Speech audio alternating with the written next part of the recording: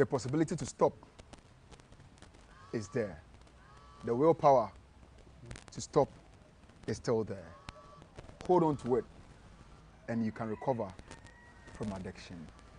PKAB, right. Well, once again, good evening and welcome to the program, Wounds of the Heart. I'm so grateful for your participation and for your time you always spend with me every Wednesday, 4 p.m. right here on the studios of Hope TV GH, that you always watch Hope TV, that as we change lives with Wounds of the Heart. And this is a program where we have the time after the program to help people, refer them to special, those who are specialty in a particular area if they are going through any form of addiction. So do you know what? Wounds of the Heart is a place to be if you have someone who is suffering from addiction. You are just a step away from recovery. Thank you so much, and I know that you understand what I mean. This program is made possible by Hope TV GH, Facebook Hope TV GH, YouTube Facebook Hope TV GH. Please subscribe to our YouTube page, share the link to others, for them also to share to other people, for all of us to learn ways in which we can help others who are going through difficulties or traumatic experiences in life.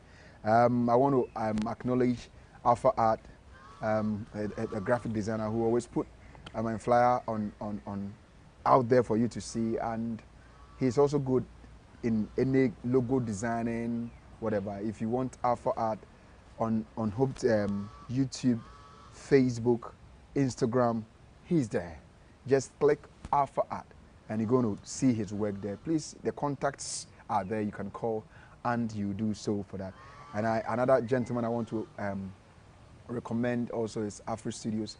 He's good in video editing. He's good in video clips, scene, whatever. If photography too, he's there. If you haven't wedding ceremony for no whatever, you can call on him and he will be of help for you. So Afro Studios, Instagram Afro Studios, Facebook Afro Studios, Twitter to I guess Afro Studios. So please, you can just go there and see their works. Then you can contact them as such. If you want to contact Wounds of the Heart with an issue, help, sponsorship, whatever, for the sake of the program, you can call 0208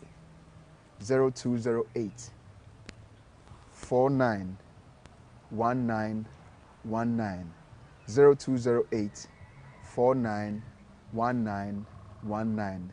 And when you call, we will receive the call, and if it's a problem, we will refer you, or personally I'll lead you through what I can, and where I'll get to that I will need external person, I'll also refer to that person so that you can get healing from what you are going through. And if you want to sponsor Hope TV, Wounds of the Heart, it's a bit expensive going out there to let people come and talk to us per their expertise. It is expensive. I need your help. I need your help. You can do that. You can help me out so that at least we can sustain this program. And if you want to do so, or if you want to connect me to people, the contact is 0208 491919 0208 491919. Just unless it's network problem, but this call, whenever you call, we are ready to receive you. So please, we need your help. And if you have a product you want to exhibit, you want to advertise, please, through my program, the same number 0208 491919, and I would also respond, and we'll see how best we can do it. Right, once again, I'm here at Addictive Disease Unit, Kolebu, to be precise. I'm here with a gentleman who some time ago was able to tell us the reason why Pethidine is so common and the effect of Pethidine in the lives of the health workers. We learned a lot that day. We have received a lot of calls as well, a lot of text messages as well, and we know help is on its way coming. I'm here with, once again, Brother Charles. Brother Charles, good evening and welcome. Good evening, thank you for... Please, how are you doing? Oh, I'm good. And how is ADU? Oh, it's doing best. Oh, we thank God. I think, so before then, what caliber of people come here in this office? What caliber of people? Oh, okay, so we do substance use addictions and behavioral addictions. So most of the times, Substance use addiction. substance use disorder, And and behavioral. So most of the time we have people with drug addiction, specifically, and then once or twice we have somebody coming with gambling addiction. We have internet pornography and sorts.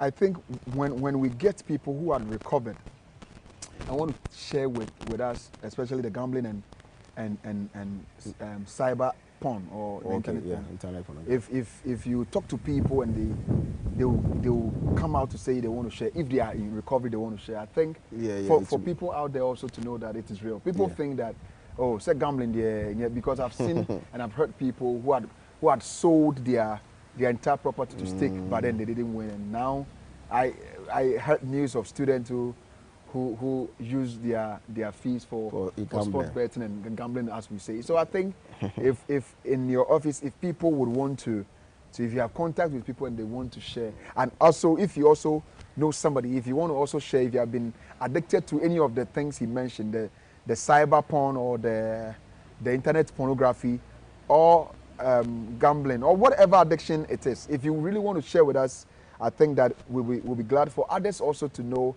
how serious those addictions are and how best they will be able to overcome it.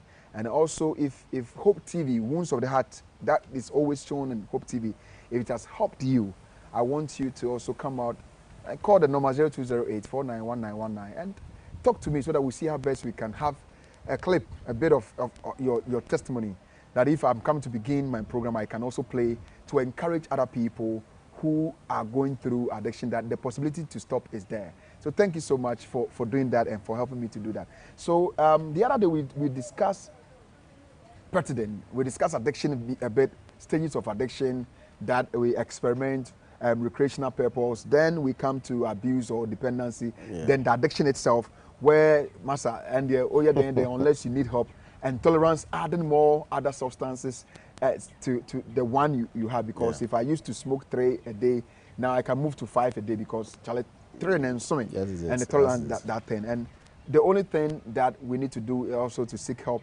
is go through the processes that others you need to detox the people and all stuff. I'm here once again in your office for us to discuss why is it difficult for people to quit addiction. The last quote, the other day, I remember you mentioned a quote that even your enemy will never wish addiction for you. Yeah.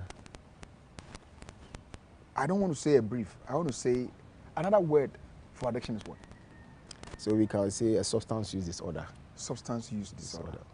When you are not using it in order. Yes, that's a disorder. It's a disorder.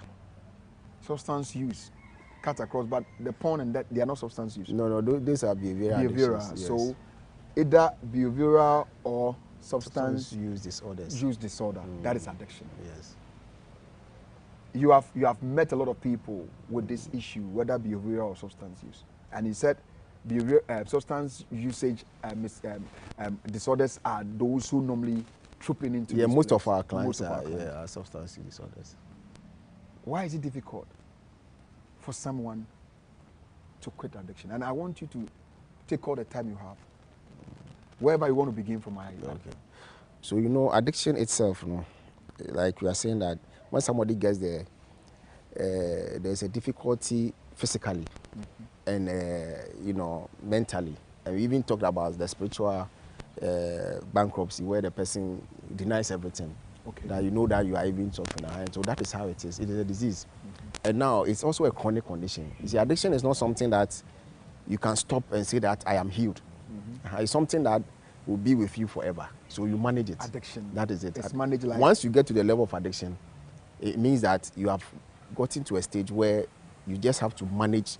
And management means that you don't have to go back and use it again. You are supposed to go off totally. So there's no way, you see, if you say a condition is an acute, it's like something that you can just treat with medication and the thing will just go. Probably it may come again, maybe once or twice, then you can just treat with medication and it goes. And some even doesn't come again.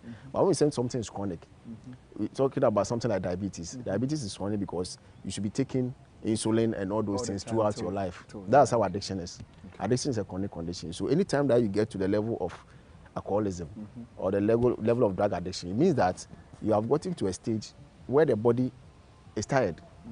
So there's no way you go for treatment and say that, oh, now I'm coming to take it. Like I was saying, the stages, there's no way you can come back to the stages again. If you cross the stages to the end, you are moving. It's not reversible. Backwards. You cannot say that I'm going for treatment, so I'm coming to take it occasionally or maybe recreationally. It doesn't happen in addiction like that. So that is how it is.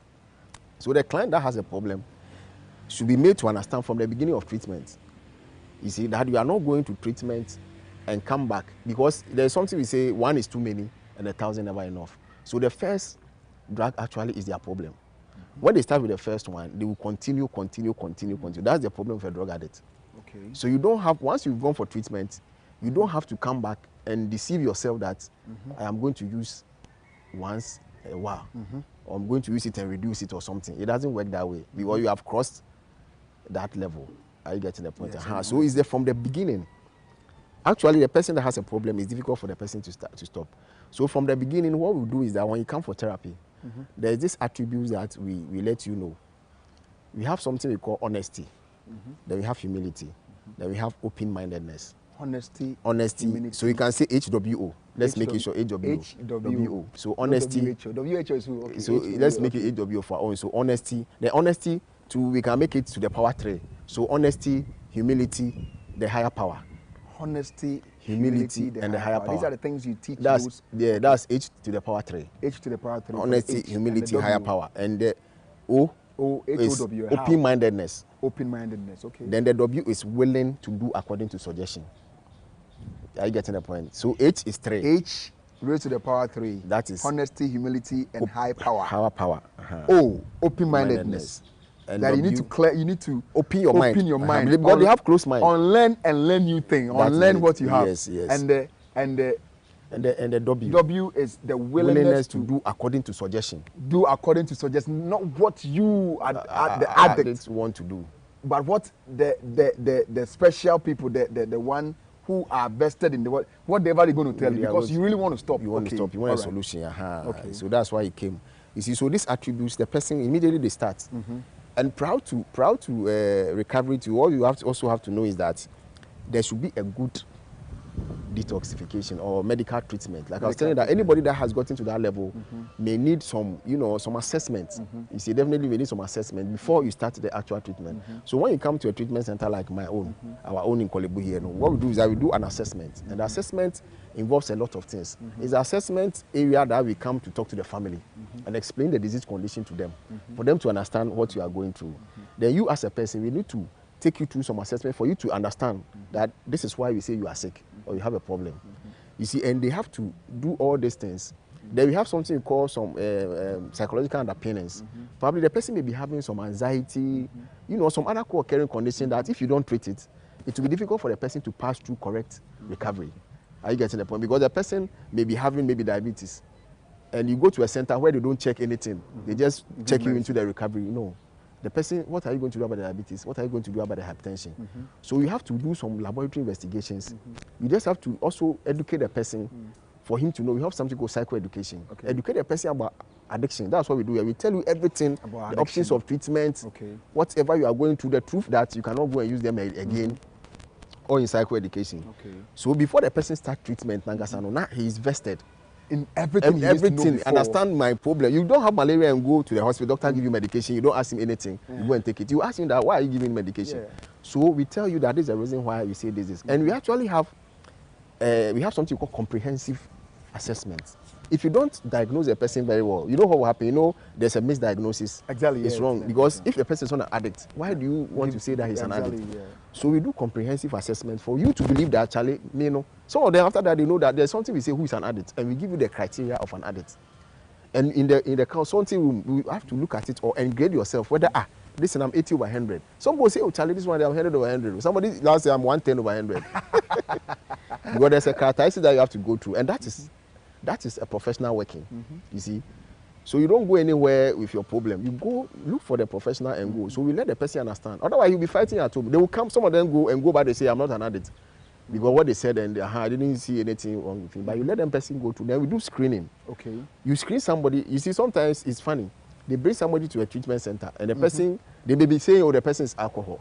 It's alcohol. He even telling them it's alcohol. And when the person comes, you do a urine toxicology. You realize that there's everything inside. There's heroin, there's cocaine, there's. So he's using the alcohol to cover. Just using the alcohol, but you see this one, and the testing kit doesn't lie. You see, you go with them to the urinal. You make sure they give you their urine, not fresh water for you. And you follow them and do a correct one. And after that, you show it to them. So the two of you, she there will even start telling them, oh, it's true. Now, but my parents, if they hear, so we do all those things. And we also talk about stigma. That's the beginning of treatment. Even before they start the counseling itself, we take them all through this one. It can take the whole day. You take them through, let them understand. So that is when, and if they need detox, detox is not done anyhow. It should be done by a professional, a qualified professional. And you need to, it's two things. It's either they do a hospital detox, where they go for admission for about a week or two, and they work on everything. Some of them may need some oral medication, depending on the level where they have gotten to. And some of them may even come and the withdrawals are not there. So we look at all these things. You see, because somebody will tell you that, oh, me, I didn't do any detox. I was having a withdrawal. That's how come I'm relapsing. That's somebody's, he will tell you. Yes, they will tell you that I didn't go through. And it's true. If they don't go through a correct detox, they come to your treatment center, they'll be disturbing you because the withdrawal will be happening inside the counseling unit. Because the counseling, you don't do anything apart from talking. You're going through the stages, so now. So that's what happens. So you need, first thing, you need to go through a correct medical treatment. And they help you if you're having any, and you come to if you're having any house problem, family problems, marital problems, you have to do these sessions with the clients for them to understand and help solve their problems. And that's the first one. Now, you see, we have something that we call recovery zones. People don't know. A lot of people don't know, but when a person has a problem with addiction, you must let the person know that we have a red zone, we have a yellow zone, we have a green zone. You have a red zone. You have a red zone is what? So a red zone is like, the truth of the matter too is that when somebody gets to this level, they have about 1 to 2 years to work on their foundation. 1 to 2 years. 1 to 2 years. So if anybody 12 to 24 months. Yes, 1 to 2 years. Because addiction is a chronic condition. Exactly. So that is the truth. There's actually a book that talks about recovery zones, you see, and everybody who is an addict should know that one. It's not the 3 or 4 months that you do at the rehab center. It's just an opening ceremony. I always tell them, it's just for you to come and learn. The actual thing happens when you go home. That will make you know that you are in recovery, you see. And when they come, you let them know there's something we call abstinence and there's something we call recovery. Abstinence is when you decide that I'll stop on my own. And some people can do that for about a month or 2. But because you don't have any professional touch, you are not in recovery. You see, so some of them trick themselves that, oh, I stopped for 1 year before I stopped for. Why did you go back? Why did you go back? Because you didn't go through comprehensive counseling. So that you know that even when I see the alcohol, I will not go there. There are some techniques that you have to know. So that is recovery. It has 3 zones. That's the red zone. The red zone. 12 to 24 months. Yes, that is from 1 to 2 years. 1 to 2 years. So when somebody hasn't finished 1 year, he's done nothing. He's done nothing. So it's here that we have a lot of components. You teach the person, if you are workers, if you want to go back to school, there's a stage where you can decide to go back to school. It's not that I finished, so I want to, then you stress yourself out. You are here and you are going to school. And even there's a form, there's something we call about relationship in recovery. That you have to let the person know that you should take about a year before you can go and take any girlfriend or boyfriend. When you start recovery, you don't go because your heart is fragile. You don't go add problems or a problem that already exists. So there are a lot of things that in treatment they have to be taught. You get me? And some of them don't know. They think that you just go as a treatment center. And even after assessment, after detox, everything, the professional comes sit down with you and the family and tell you about the rehabs. Their specialities. Every rehab that somebody come now, you say, let's go to rehab. No. As a professional, you should know what they do. And they are, some people have special, things that is with them. Yes, that they need to go to this rehab and that rehab. So you as a professional, we do all these things without collecting any money for anybody. Just for free. Fine. So we sit down and look at this thing. You see, they have their own things that you don't just send anybody to rehab because it's a rehab. Some rehabs cannot handle some clients because of their particular problems. You see, there are some people that have chronic conditions. There's somebody who has diabetes, has hypertension, and you send him to a rehab where they don't have any speciality in that one. Who No, is they- going they- to they monitor can't his send it, BP so, yeah, and BP all those sure, things? sure, So sure. we actually look at those things, you see, before we send.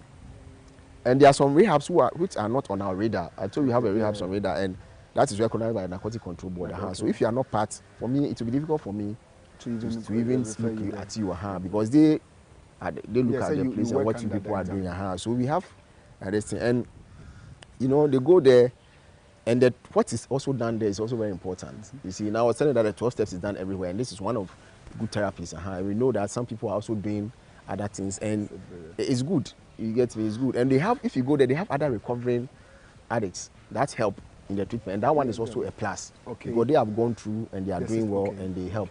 So these are some of the things that So we that's look. a red flag. The yellow. That's the red zone. Then Yeah, the the yellow red zone zone. is when you can. I was telling you, you can be going to school.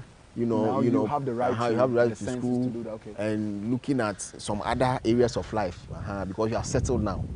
Then the yellow zone is when you can celebrate. You know that you have gotten. You have been helping other people to also recover. Because if you start recovery, you don't have any business to go back Again, because to your that's people. the stage. You know that Going one, to the even to the stage. people that like you just started recovery and you want to go and talk to your friend that is also drinking. You have not gotten there. You are a baby. You're a baby, exactly. So So they you tell can't them, get exactly. you don't rush to do certain things. You see, so those are the zones. So the person in recovery should know this one. Then when they are discharged, we have something called aftercare.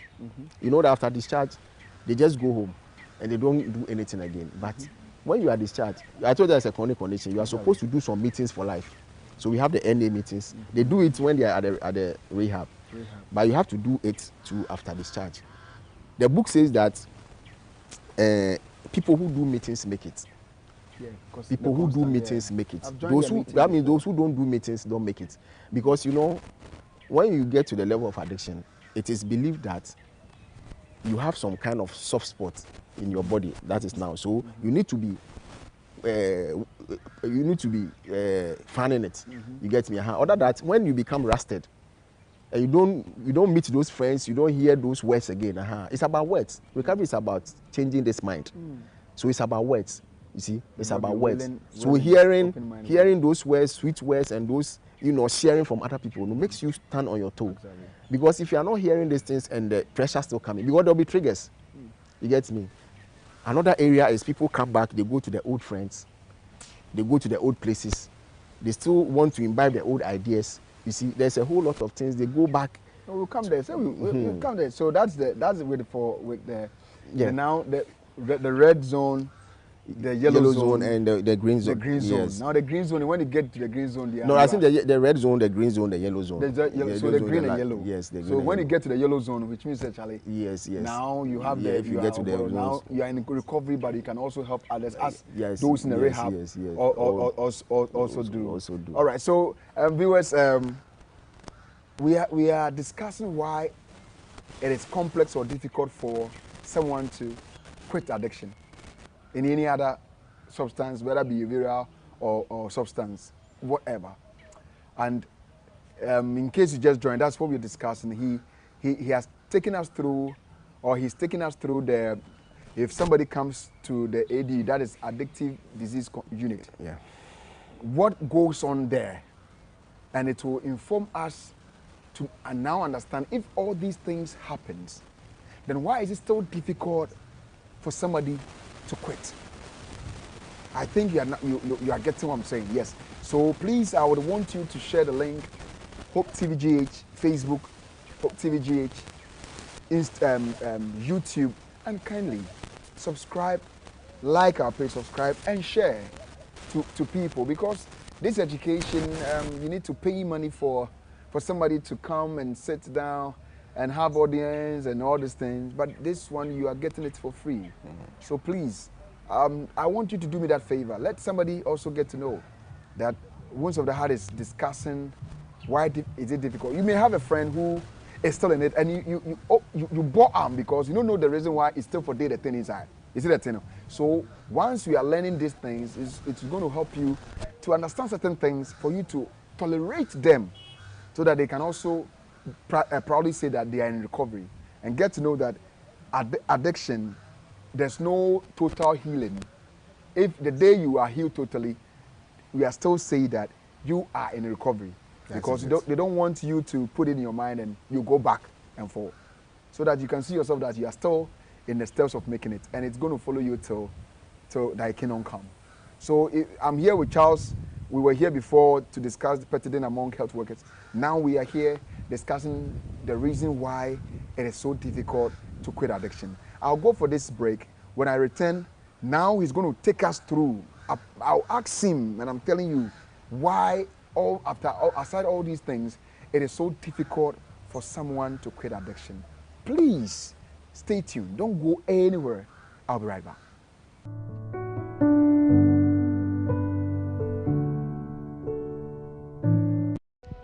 Life can be challenging, and sometimes it's hard to find hope, even in the midst of difficulties. But even in our darkest moments, there is always a glimmer of light. The Adventist Church, mission-driven purpose, and Hope Channel brings to you Living with Hope, A 9-day transformational Bible lecture series. Keynote speaker, Pastor Kojo Chumesi. Health and wellness, Dr. Kennedy Donko. Marriage and family life, Pastor Samson Chumesi. And empowerment development, Dr. Kofi Chumesi. Living with Hope. 9 days of transformation and empowerment, starting on the 1st to 9th December 2023, 6:30 p.m. each night, live in all Seventh-day Adventist churches and also on Hope Channel and its social media handles. Share the word, tell a colleague, invite a friend. Living with Hope.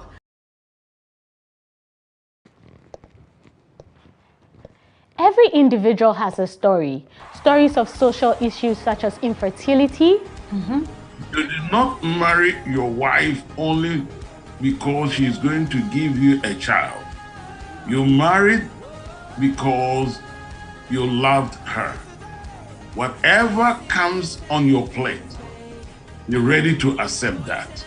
Abuse, obesity, life struggles, and others can be very frustrating. That is why Real Talk is back again with another exciting season where individuals like you can come into our studio or join us virtually to share your story and experience.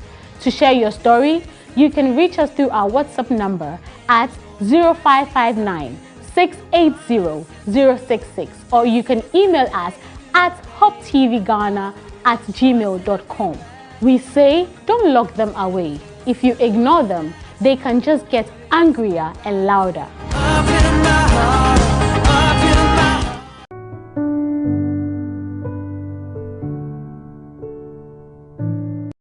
Hello, welcome back from the break. Thank you so much for staying with me. Thank you so much for sharing the link to other people. Thank you so much for your comment and for your questions. And as I said, if you need help for someone or yourself,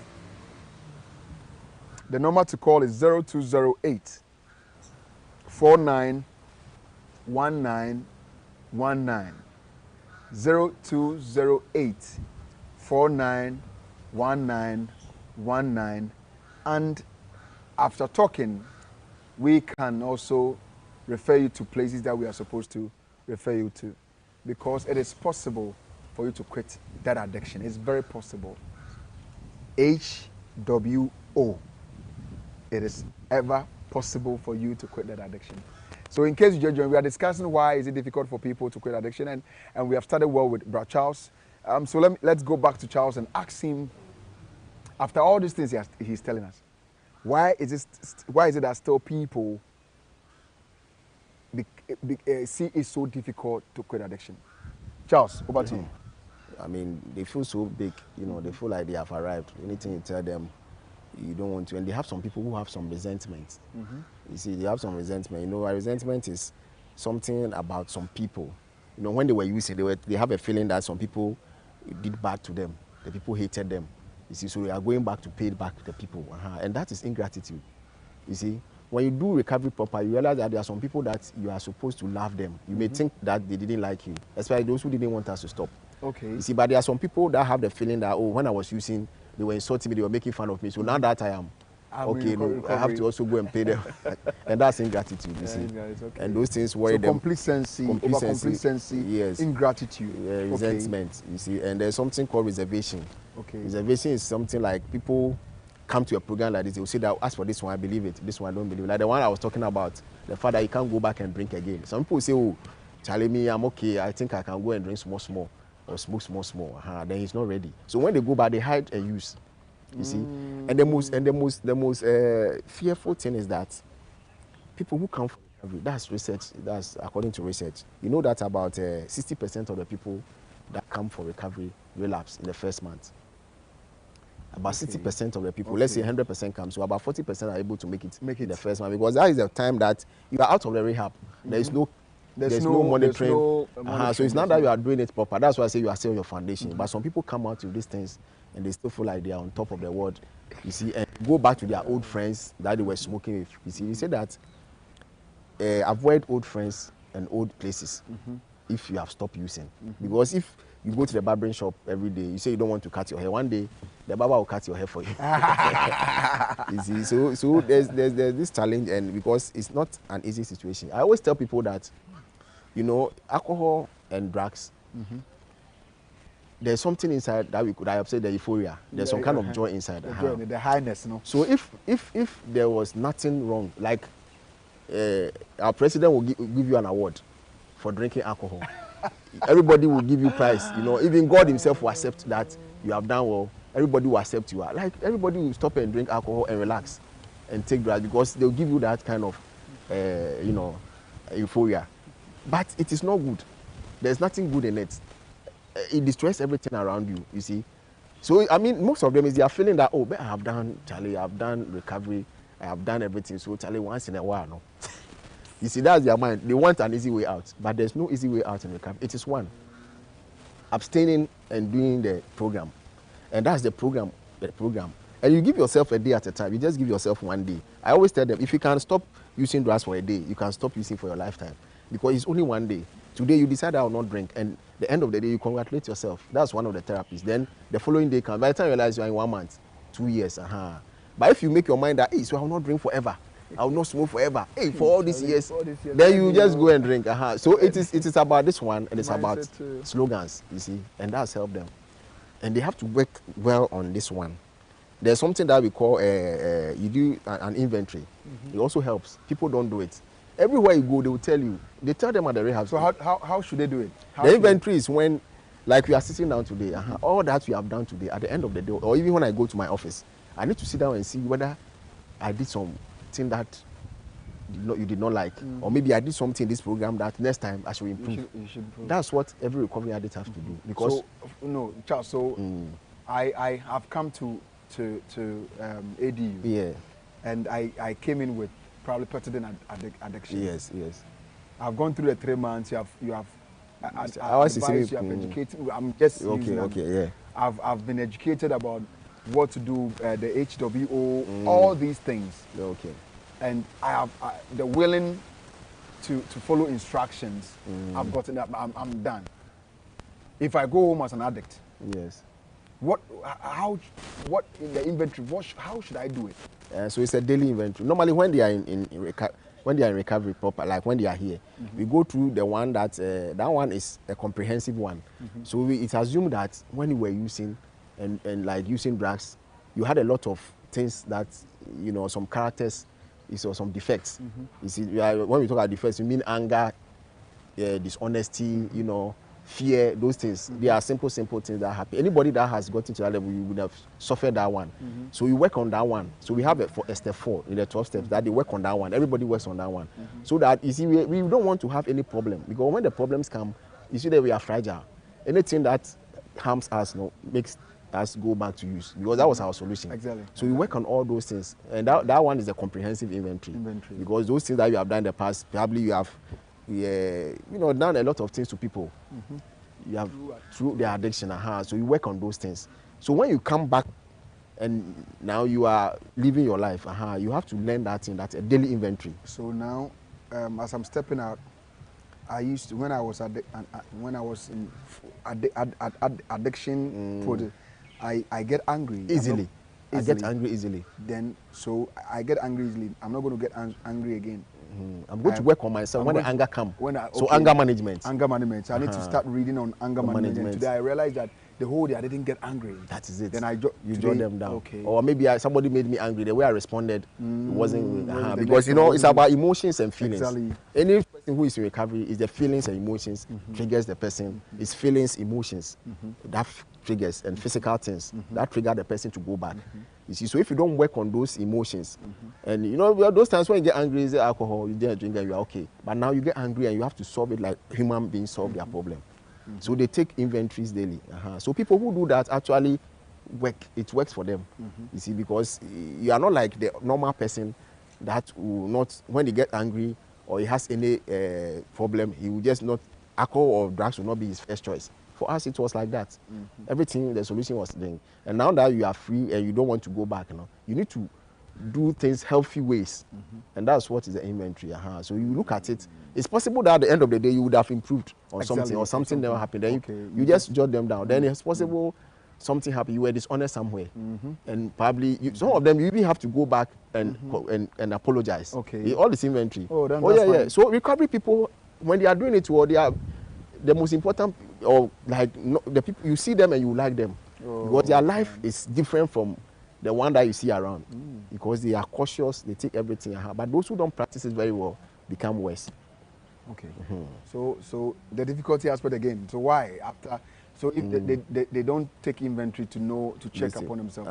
What again? What is in relapse and withdrawal that makes it difficult for them to quit? You see, so when we talk about withdrawal is when, I was telling about the drugs. Withdrawal, withdrawal specifically is when the person decides to stop on his own.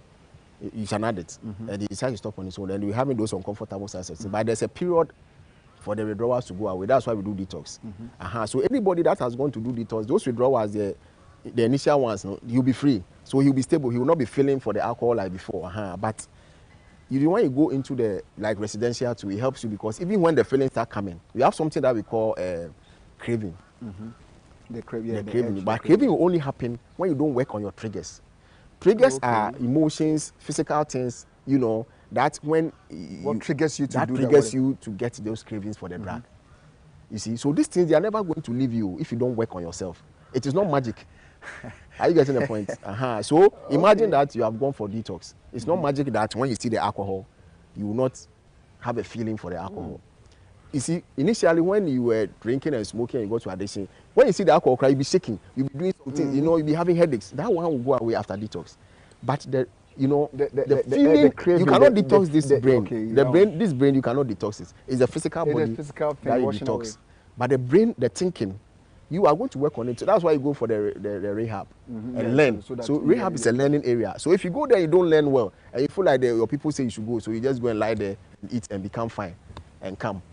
Then you are wasting your time. So you have to learn. You see, so that is it. So when you come back, you don't work on triggers. Like triggers, I was saying that old places, old friends, old ideas. Some people, it's even normal things, like the things that you wear. You see, there are some people that they put on, when you have stopped smoking weed, why do you put on these bangles and you put some big cross? The ganja, and in your room, you still put those things that you put there. So you need, okay. The ganja sign, they it's trigger still, you. It still triggers. It trigger you for your cravings to start. That's why people can't stop. Oh, you see, I don't know whether, do they know this? You see, the thing is that I'm saying that they are taught. You see, but this brain, I always told the other time that the brain wants an easy way out. The brain doesn't want anything. Like if you should put two things here, and this one is a little bit colder, and this one is warmer, and this one is hot. The brain will tell you that take the warmer one. And I'm telling you that as for drugs, it rewards. The brain actually rewards for using drugs. If you use hard drugs and alcohol, the brain gives you a reward. The dopamine. The dopamine gives you a reward. So you as a person that has a problem, it's the same person that has to work on this one. So it's 2 in 1. You have the problem, you yourself have to use some resources through this your body to work on yourself. So if you are a coward, you cannot do recovery. You should be. If you're a coward, you cannot do recovery, because it takes a lot of input from you, the person. If you are not ready, if you don't accept, you definitely will not.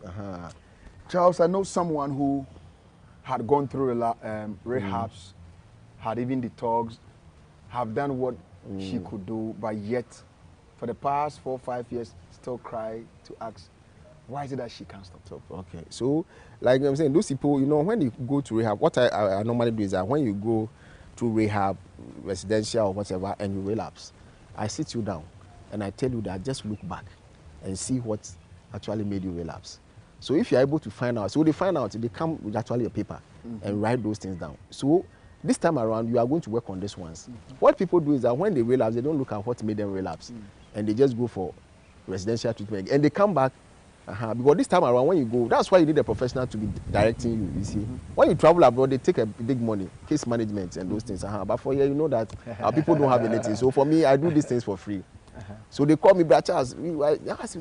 Ask him, what made you relapse? He said, I went to the old place. So this time around, will you go back to the old place? Oh no, this time around, this is what I'm going to do. So when you start the recovery again after the relapse, old friends, and it works.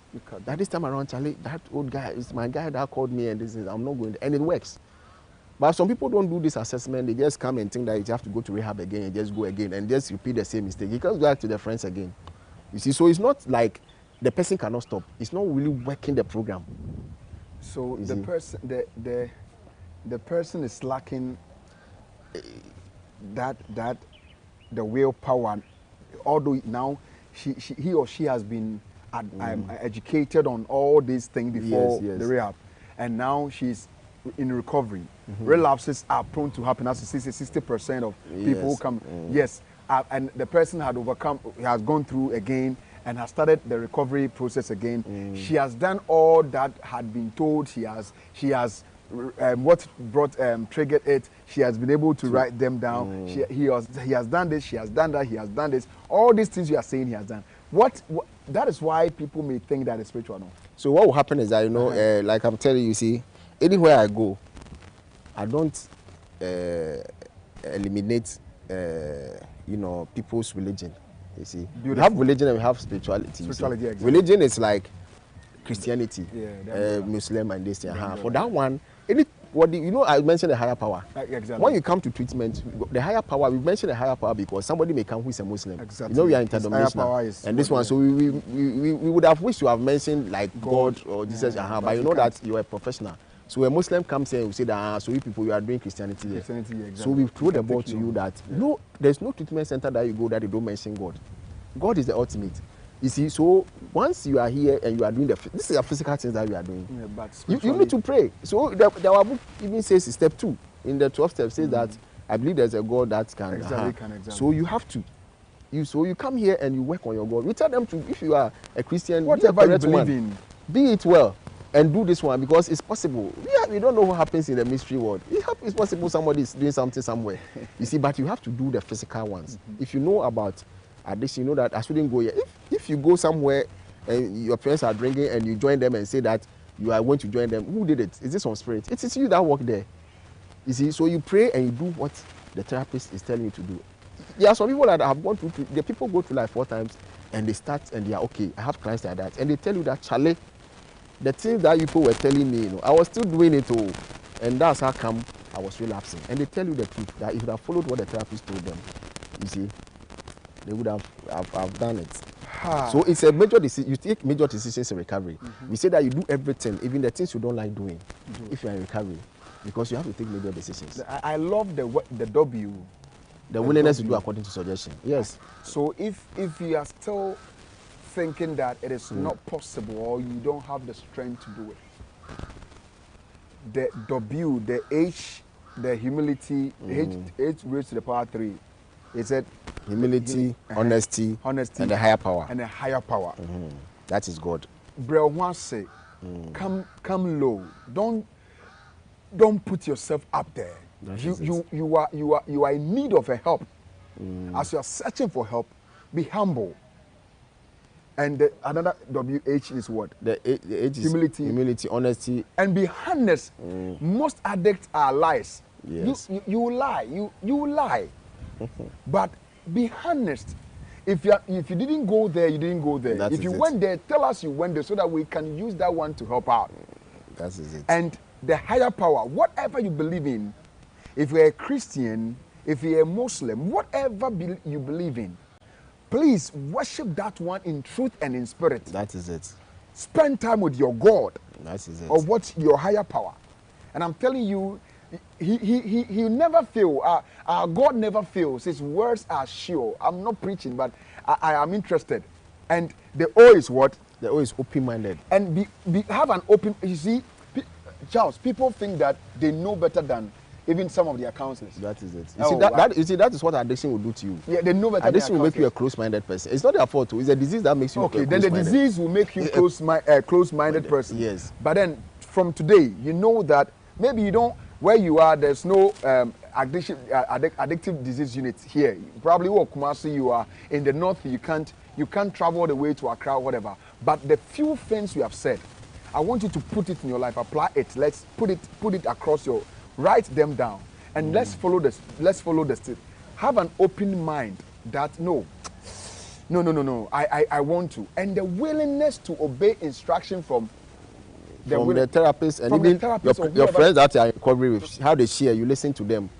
And I think with that, it's going to help you. Yeah. Then we are wrapping up. It's not, my time is running like a demolition. Okay. So with all these things you said, I want us to summarize. So if somebody crying out, watching us, it means jai, I can't stop all these things. I can't quit. I've tried my bomb pie. I've gone rehab. I've done this. I've done that. I can't still stop.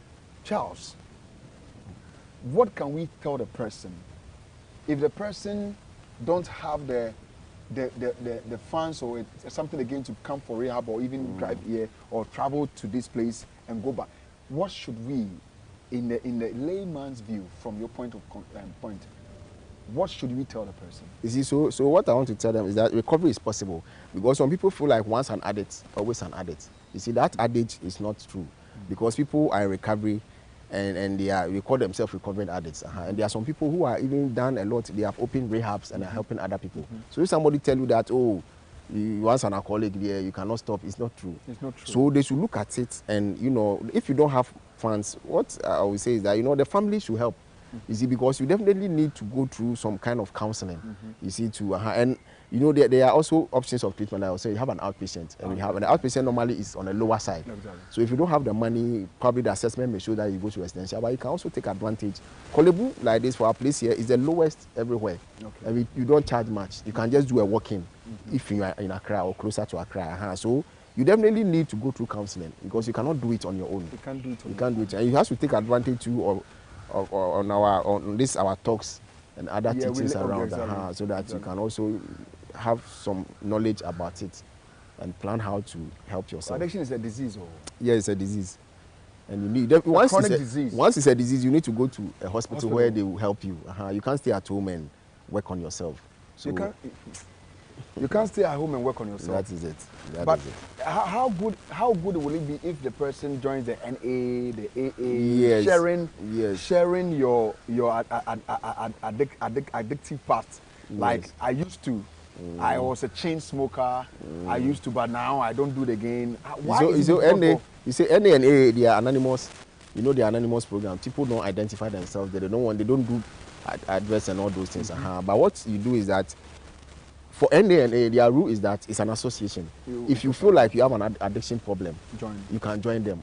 But for me, in a treatment center, I feel like if you are able to check yourself through the recovery, then you can join the meetings. You can join the meetings, so that it will be safer for you. So Charles, joining the meeting even limits you, because once you join the NA and people share and you also share, it wouldn't let you go back. That is it. That is, for them, they are an association. You can join them even when you have a desire to stop drinking.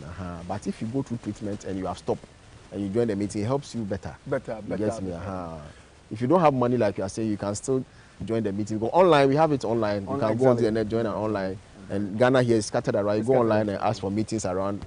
Everybody, we do some in Korle Bu for Mondays and Wednesdays, and it's free. It's free. It's Zoom so when you come, definitely we also talk to you about coming for treatment, so that it will help you stop forever. Charles, your final words for my viewers. So for me, I think it's the same thing. People do recover, and we are still in the helping recovery program, and we always say that people should listen and not start using drugs. For me, if you have started and you have gotten there, then you should also find a way of coming for treatment, because it has destroyed families, it has killed people, it has wasted people's life, and For me, I would not like seeing a relative or a friend being an addict. It's not easy, so we should help ourselves.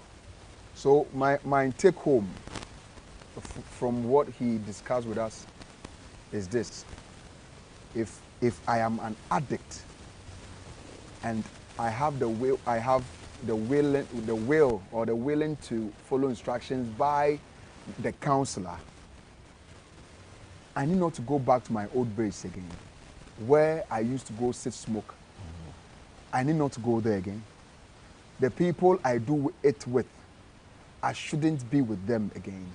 These are the possibilities of you quitting addiction. And the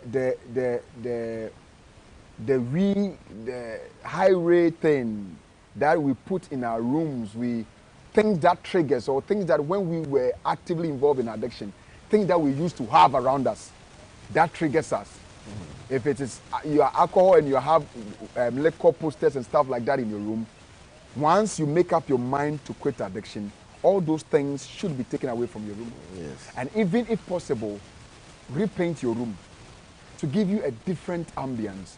And if the area you are staying in, if you have the money to move from that area, I think it is part of going to a place that you don't even breathe things like that around you. And I think that with this and more, and especially the higher power he spoke about, I told you I wasn't preaching, but I think that we serve a God who never fails, a God who he said when he saves you, you are really saved, you are saved indeed. Christ says we should come, all he will labor and heavy laden, and he will give us rest. That is found in Matthew chapter 11, verse 28.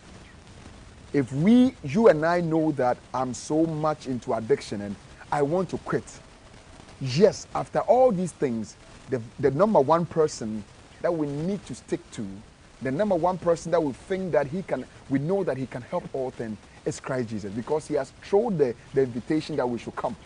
And if you are coming with that luggage, the burden of addiction.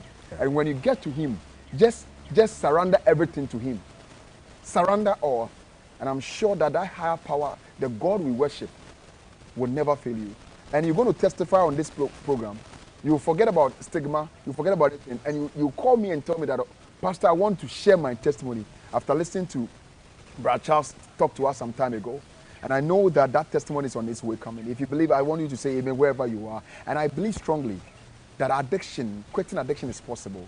So if you still think that you can't quit, this discussion had made you understand the fact that quitting addiction is highly, highly possible.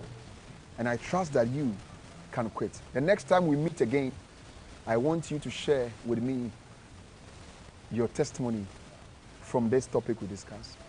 Charles, God bless you so much for your time. Indeed, you are such a blessing to my program, and I pray that the Lord bless you.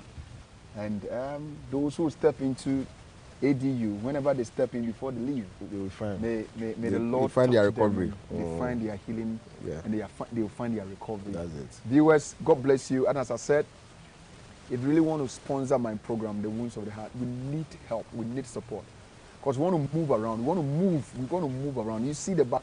We need to move around. And I can't move alone. I can't move without your financial support or aid.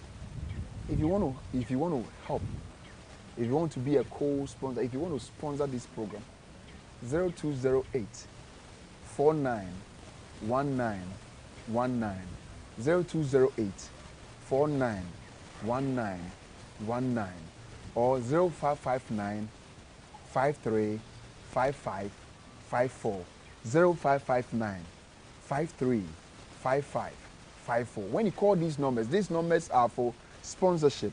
These numbers are if you want to advertise your product, this same number. If you want us to come to your institution to also have a discussion like this same number. If you want to bless our program, this same number. If you want us to help you, if you are suffering from any form of addiction, this same number. In fact, anything concerning the program you're doing, these same numbers, please, when you call, anytime you call or you WhatsApp, when it is silent, we will get back to you.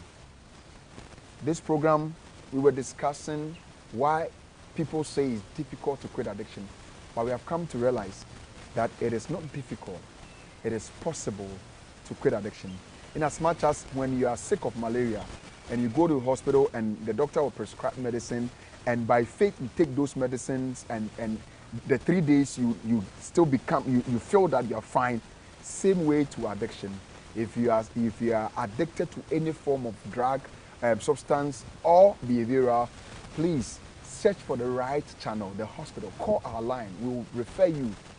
And when you are willing to obey instructions that it will be given to you by them, I think, and I'm rest assured that we'll have a lot of people in recovery.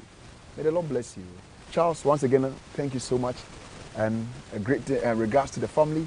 And I tell Wifey that I thank her so much for relieving you to come on my program. Wifey, regards to you, greetings to you. Charles' wife, greetings to you. And thank you for having your man to come to my program to talk to me. And you viewers out there, I can't do this without you. May God bless you all for watching Wounds of the Heart every Wednesday right here on the studios of Hope TV, Hope Channel Ghana. And thank you so much. Say a prayer, say something for Wounds of the Heart. I've been your regular host, and the name is Pastor Daniel Abedu Bidiaba. I'm out.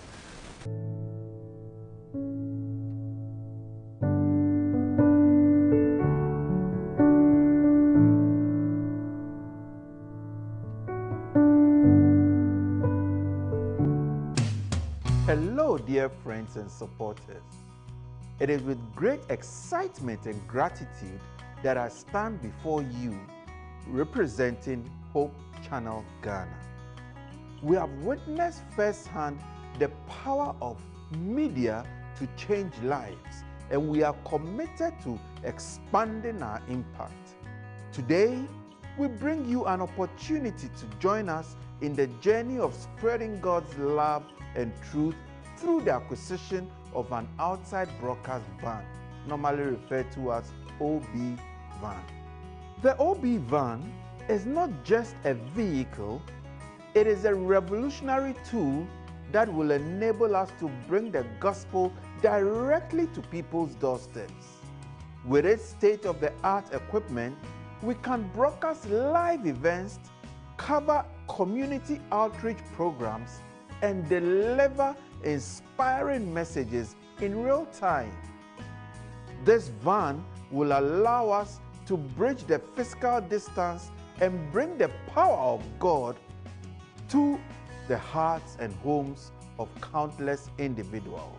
Our ministry has been saving diligently, and we have already raised over 200,000 Ghana cedis through offerings towards the purchase of the OB van. However, to bring this vision to fruition, we need your help. Our target is to raise an additional 1 million Ghana cedis to complete the purchase and equip the van with cutting-edge technology, ensuring that God's message can be broadcasted to even the most remote corners of our nation. As we celebrate our 5th anniversary, we kindly request your prayerful consideration of supporting our cause with a generous donation. Your contribution, whether small or large, will make an immense difference in continuing our mission to bring the light of Christ to countless lives. You can send your donation to account name The Hope Project, account number 60101000134. The bank name is Zenith Bank Ghana Limited. Address Zenith Heights, number 31 Independence Avenue, with a SWIFT code ZEBLGHAC. You can also send your donation to our mobile money line 024 919 3083, 024 919 3083, with the reference OB Van. Hope Channel, 5 years of impacting and changing lives.